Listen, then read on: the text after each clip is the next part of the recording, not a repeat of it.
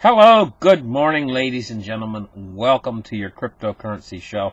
I'm really glad to have you guys here. Now, here's the thing. Today is Friday, July 5th, 2019. I hope you guys all had a good 4th of July yesterday. Had some fireworks and maybe some barbecue or whatever.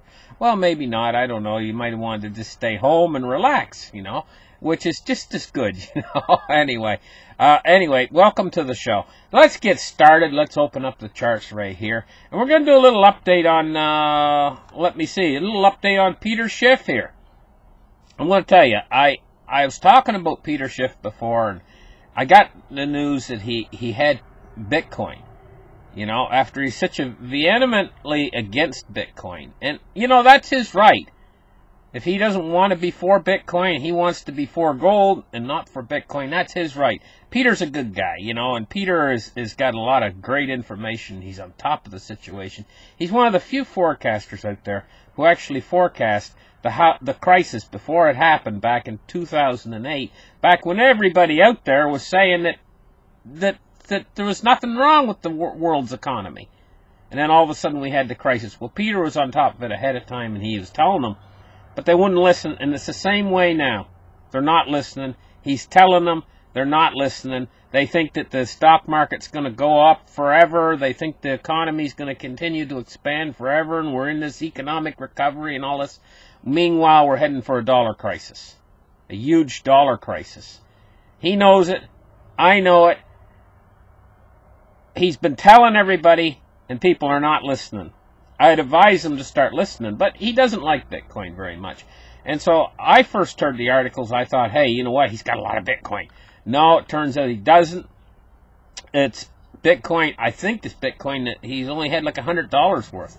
But I was reading these tweeters here this morning, reading these twits. I almost said twits. Tweeters from Peter Schiff, these tweets.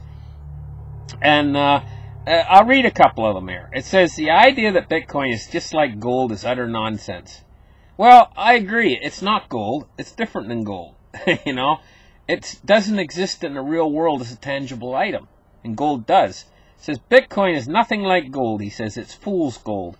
There's not a single use case where Bitcoin can be used as a substitute for gold.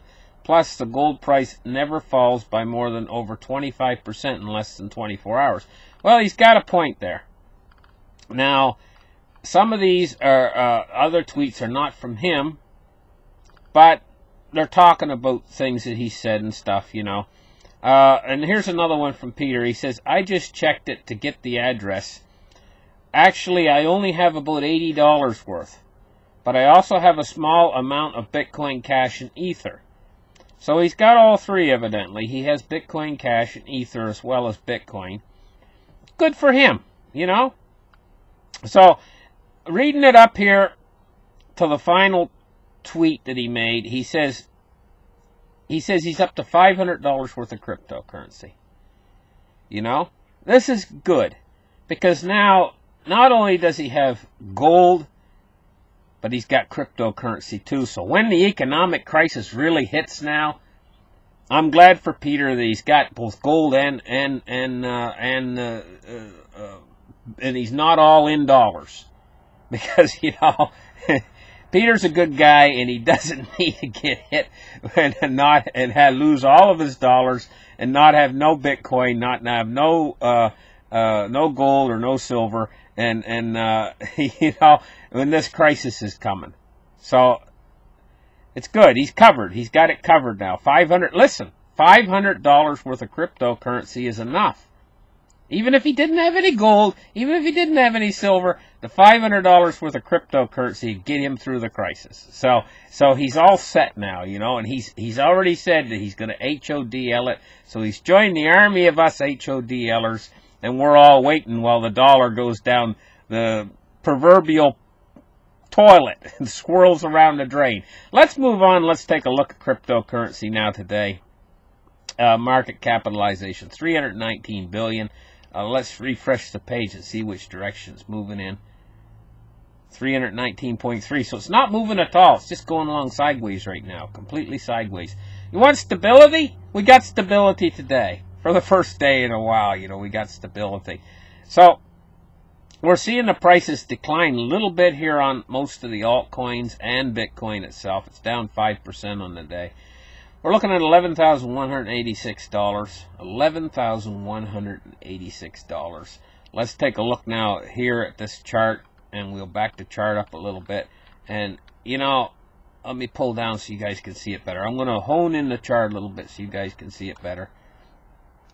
What we're looking at here is we're looking at Bitcoin making an incredible rise up in price. Look down here. It was down $3,500. Okay, we made this incredible rise in price all the way up to 13,000. It spiked at 13,800, and look at what it's doing now. Right now, it's in a consolidation phase, in a price range of around, more or less, if I cut out the bottoms and the tops, probably around 11,300. It's consolidating in just over 11,000 or around $11,000. It's consolidating. And if we take a look at the moving averages here, going back, I think this is the shorter term moving average. This is the long term moving average. You can see that these are not budging.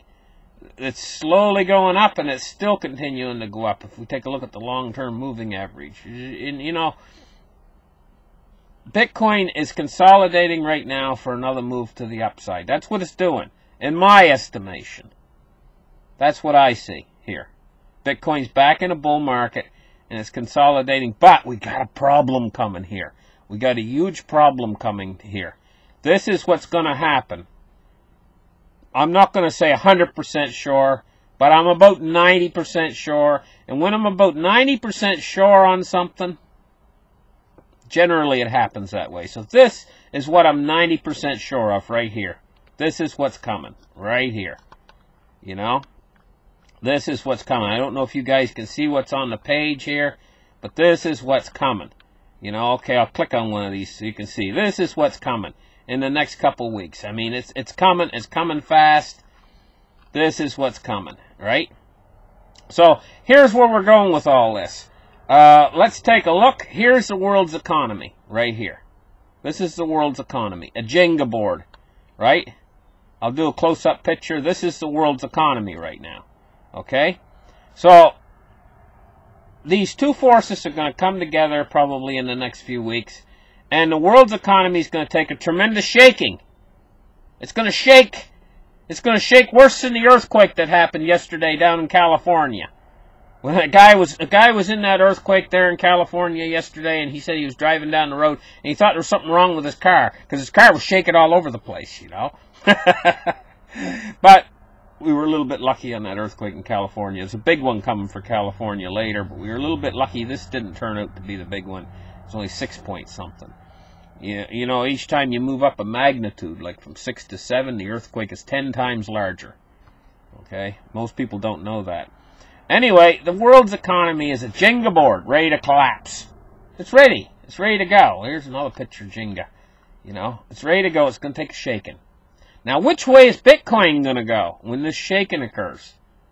It's a little bit hard to determine just yet, you know? But it's going to affect everything. It's going to affect gold. It's going to affect Bitcoin. It's going to affect everything. So I'm going to be there through the shaking. And I'm going to be doing price predictions. But I'm looking ahead. Right now, I'm looking ahead. And I'm saying this is coming. This is coming imminently in our future. Okay? And probably in the next couple of weeks. It's just you're going to wake up some morning in the next couple of weeks, and it's going to be on, baby. It's going to be on, you know, and it's going to be all over the news. And the world's economy is going to get a real hard shaking. Now, here's the thing: what way will the stock market turn to? First off, we got to take a look at oil. Oil's the biggest determining factor, I think, the price of oil, to what part of the shaking that's going to occur. And if the oil price goes up significantly, exactly what followed effects is that going to have on the United States economy and world economies, and what is the fallout going to be for Bitcoin? What's the fallout going to be for the stock market? I'm trying to configure all this stuff right now. I'm doing extra research on the internet and stuff to try to figure out exactly the dynamics of what's coming. And it's so hard to figure it out because it's like if you had a big giant car engine, you know, and a guy says, I'm going to drop this wrench down into the car engine. Can you tell me what's going to happen?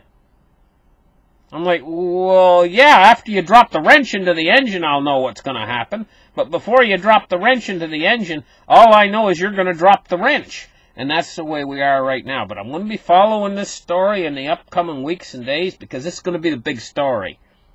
And I'm going to follow the effects it's going to have to the financial system, and particularly on this channel, the effects it's going to have on cryptocurrencies, because that's what we're interested in this channel. This is a cryptocurrency channel. So listen, thank you guys for listening to this report, and we'll catch you again very, very soon. Bye-bye, guys.